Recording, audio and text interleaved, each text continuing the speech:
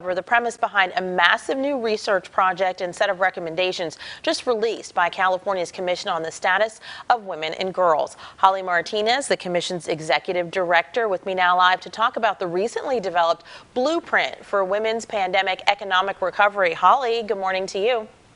Good morning. Good morning. Thank you for having me. Definitely. In partnership with the California Policy Lab, your commission decided to train the first gendered lens on the state's economy to see what could be seen. The pandemic was devastating to all sectors of the population. So what is the value of specifically studying what happened to women during this time? Definitely. We saw at the onset of the pandemic that women were bearing the brunt both in the work and at home. So we used research to really uncover what happened to women going into the pandemic at the height of the crisis and what it means for them today. And what we know and what we learned is that women went into the pandemic already economically struggling. Mm-hmm. They were employed at lower rates than men, and there is a persistent gender wage gap for which they are getting paid less for the same amount of work that men make. So when the pandemic hit, we saw that those strains and stressors on their shoulders were unable to sustain the demand in the work and the home. Mm-hmm. And as a result, we see that we need to continue to help end some of these systemic issues. And that's what the blueprint does. It brings to light the data, the proof points of what we need to do through policy and advocacy to change and improve the status of women in California. Let's talk about some of that data. Research from Mount St. Mary's University shows that 80% of the initial pandemic job losses were in the female-dominated sectors of retail, hospitality, and education. Also, 1 in 4 non-citizens lost jobs versus 1 in 7 native-born Americans during that time. Your commission says the state has to confront these numbers by acknowledging that recovery plans have to focus on those who were impacted the most, right?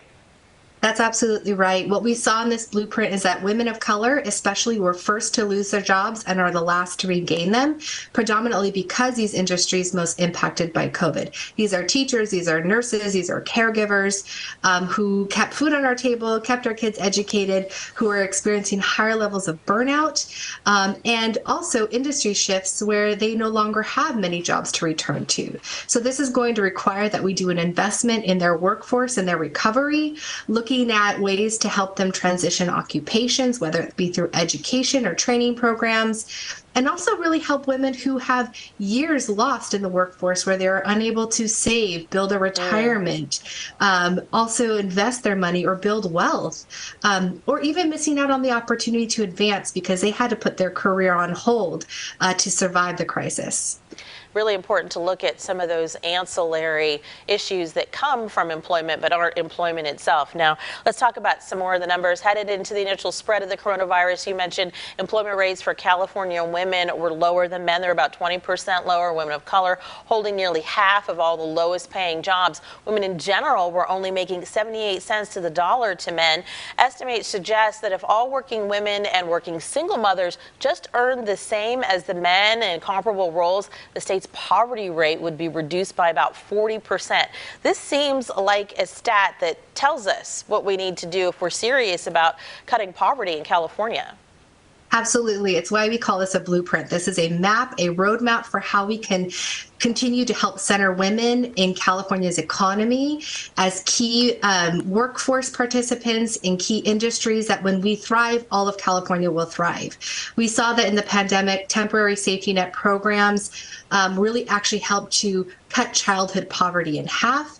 It helped women and leading their households be able to do things like pay off debt, increase their credit, which will allow them to do things like buy homes and invest their money and build their wealth. We are really eager to take a deeper dive at what did some of these temporary solutions do and how can we think about that as permanent solutions for our economy and for women to thrive.